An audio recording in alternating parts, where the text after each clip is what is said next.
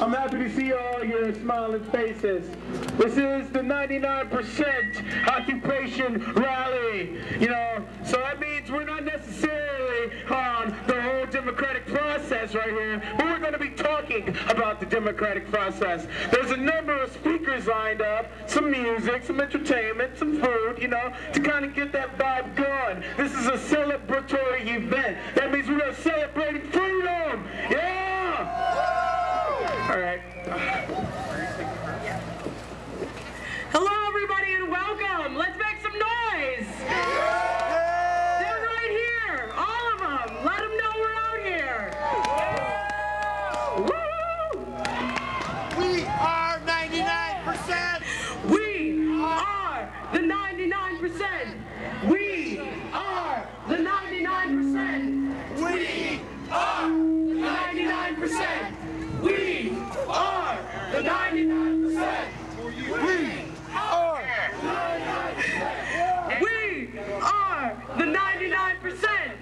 We are the 99%. We are the 99%. We Right. are 99%. You are.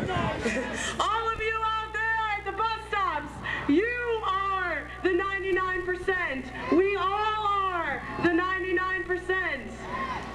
All right, welcome everyone. Today we're going to hear from a lot of people in our community who have been fighting this fight for decades, who have been fighting this fight here in Cleveland, and who have been fighting this fight nationally. And we're here today because we're doing it in a new way. We're doing it with an occupation and with visibility on the streets of Cleveland.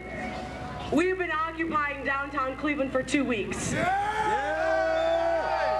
15 days. And last night I was called to define for myself in a new way why this risk is worth it. People we love are being held ransom by a broken system, standing on a quicksand foundation of debt. The same bureaucracy and lack of compromise that holds them ransom, working in unsafe conditions for ridiculous hours only to end in the red, is the same bureaucracy and lack of compromise that holds us ransom today. When contemplating how to answer this imminent threat to our livelihood, I was reminded of something I already knew, reading and rereading Reverend Dr. Martin Luther King's letter from the Birmingham jail. The Reverend writes, "Injustice anywhere is a threat to justice everywhere. We are in an inescapable network of mutuality, tied in a single garment of destiny. Whatever affects one directly affects all indirectly. Never again can we afford to live with the narrow, provincial, outside agitator idea. Anyone who lives inside the United States can never be considered an outsider anywhere within its bounds." Right on. Since these words were written, we have grown increasingly as a nation filled with outsiders. An entire people excluded from the possibilities that our Declaration states as inalienable rights. This exclusion, put in place by an unjust economic power structure, has left us no choice.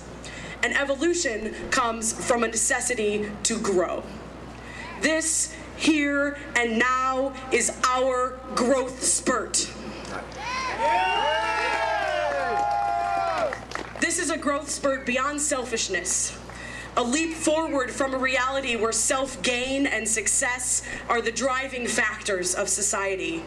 A new reality, a new paradigm, where wealth is not determined by the amount of money that any individual can obtain, but rather by the health and strength of every last one of us. That is how we define wealth now. Nice. And I don't stand here claiming to be an expert.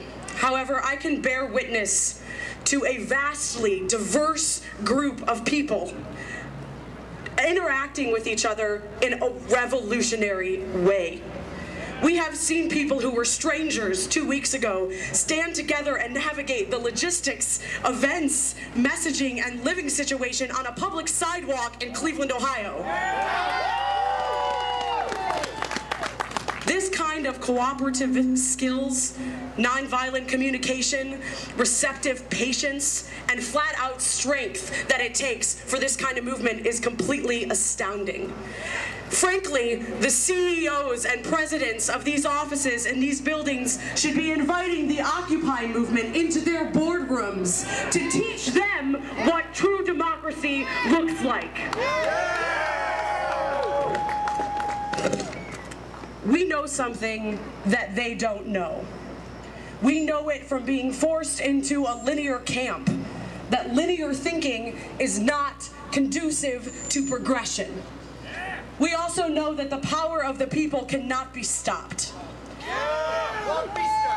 Today, we stand together to demand the opportunity to begin working in a circular fashion. Today, we stand together to demand the opportunity to begin working in a circular fashion.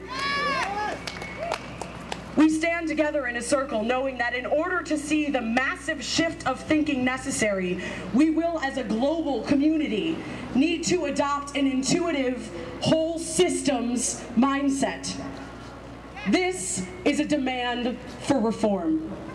However, before labeling this as a struggle, I would venture to say that seeing the faces in this crowd, the peaceful warriors on the front line of this fight, that this movement is actually the birthing place of a new era.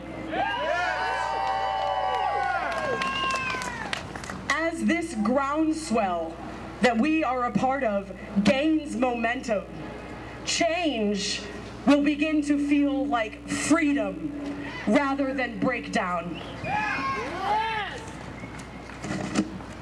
The message here is clear, despite what the media has to say.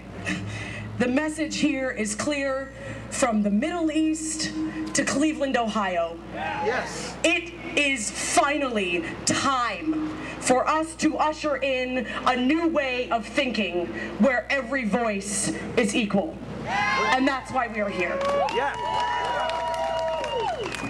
Thank you all for being here. This is a beautiful crowd of people to come and usher in this new paradigm. This is our movement, the people's movement. Thank you so much for being here. This is our revolution, an evolution, a revelation. Thank you. Next on our docket, as I said, we're going to be hearing from a lot of people in our community who have been fighting this fight for decades without the visibility that they deserve for that fight. This movement is the opportunity for that visibility. Is Deb Klein here? No? Great. We have next on the docket Rick Nagin, who's going to be speaking to you from the side of the labor movement. Rick? Hello, everybody. I'm really glad to be here, very proud to be in this wonderful movement and to identify and support this wonderful movement that has electrified the whole world and that we desperately need to provide the kind of ferment and impetus to get the things done that we need. This movement has put its finger on the real problem in our country, that the wealth of this great country, the tremendous wealth, is in the hands of only 1% of the people. Yes! That only 400 people in this country, 400 billionaires, have as much wealth as half of the population. That wealth was created by working people, and it's sucked into their pockets, and that wealth could be used for jobs and health care and education, but they have it, and it belongs to the people. And I'm very, very disappointed that our city government has made the decision to evict Occupy Cleveland. Why are they doing that?